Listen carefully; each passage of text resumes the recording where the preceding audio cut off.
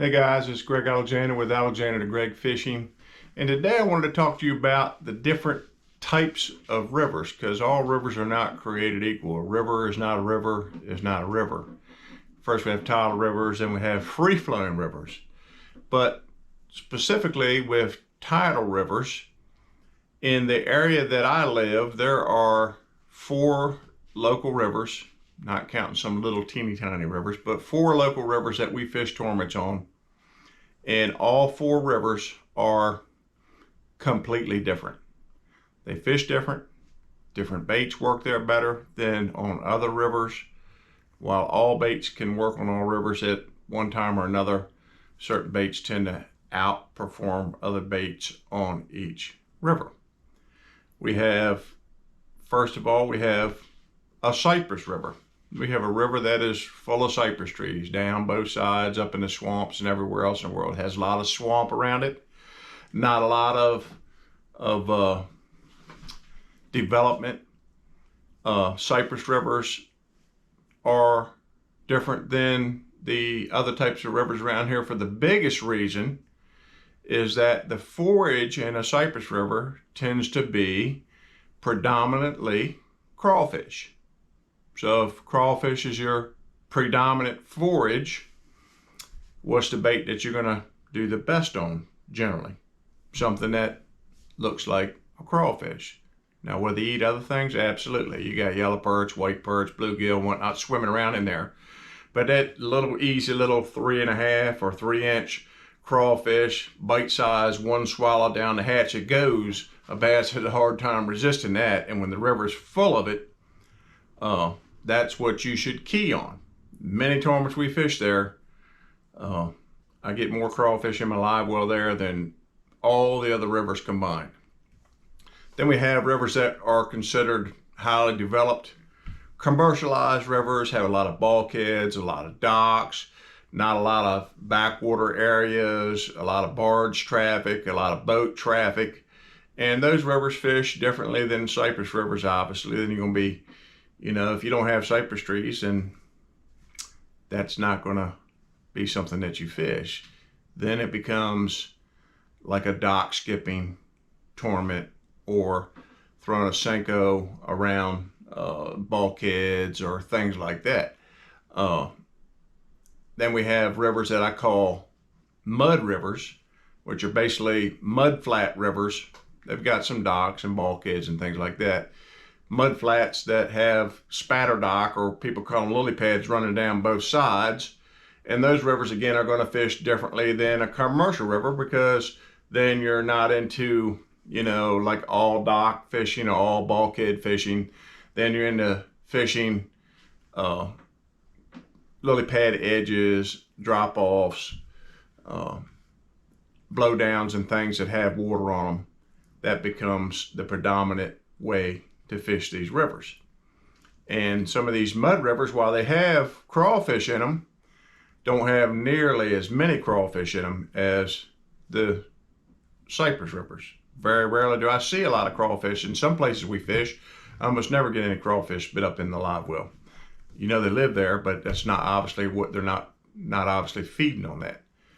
And then we have narrow, windy, tree-lined, blow-down-lined rivers that have steeper banks, sandier banks, not as much mud. Obviously, when you get in that situation, then it becomes a whole different game. Then it becomes a flipping and pitching game in those rivers most of the time. So we have rivers also like the Potomac River, which a lot of y'all will be familiar with that name. It's a massive river, miles wide in many areas. And the Potomac River has phases that it goes through. Obviously in the winter time around here, most of the grass, which the Potomac's famous for its grass beds, over the years, some years not as much as others, the grass dies back and the fish are not going to be where they were when the grass was there. So they'll move to more hard structure areas and things like that. But if you have grass in your river or grass in your coastal bay area, you can be assured that that's where most of the fish are going to live. So one river technique will not be the same dominant technique as it is on the next river. You can't take your knowledge from one river, generally speaking, and directly apply it to the next river over. They don't fish the same, they don't look the same, they don't have the same forage in them. They have different depth. They have one's tannic, one's clear, one's muddy. They're all different. And I find that with lakes. You know, I fished a lot of lakes over the years and reservoirs over the years, and it's very rare that you can go, man, I went to Bugs Island Lake and I caught them on this, and then go over to another lake in North Carolina somewhere and try to do the same thing. And you know, obviously you can catch fish doing the same thing, but it won't be the deal like it is on that lake. So you have to figure out the deal on every different body of water. There's a deal. You know, these rivers that have that are closer to the salt water, shorter rivers, obviously are going to have more impact from saltwater species.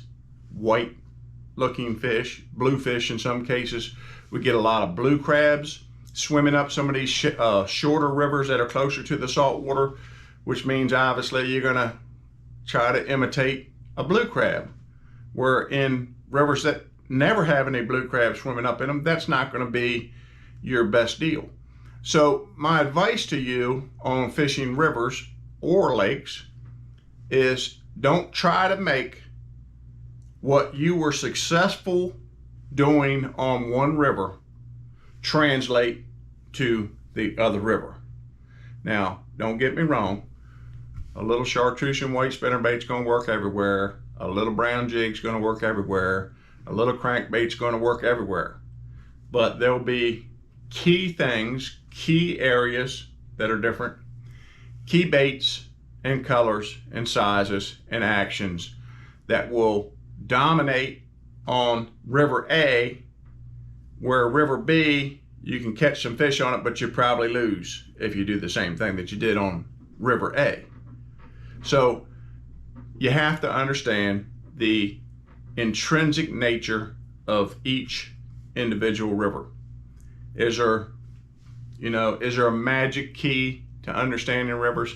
No, other than understanding that, which I did a video on. You can go back and look at my TIDAL, Understanding Tidal Waters video that I did a little while back to help you understand that. But other than understanding the tides and how they work on these rivers, your approach will be different.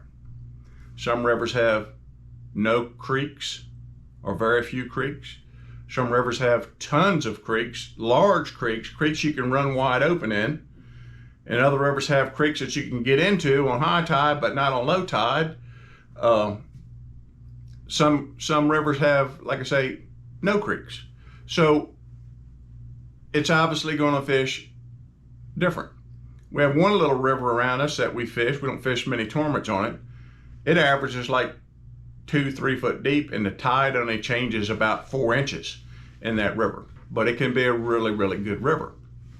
We have rivers that the tide only changes about 1.5 to 2 feet between high and low tide. And we have rivers that change almost 4 feet between high and low tide. And these rivers are right next to each other geographically. But one's narrow and long, and one's wide and short.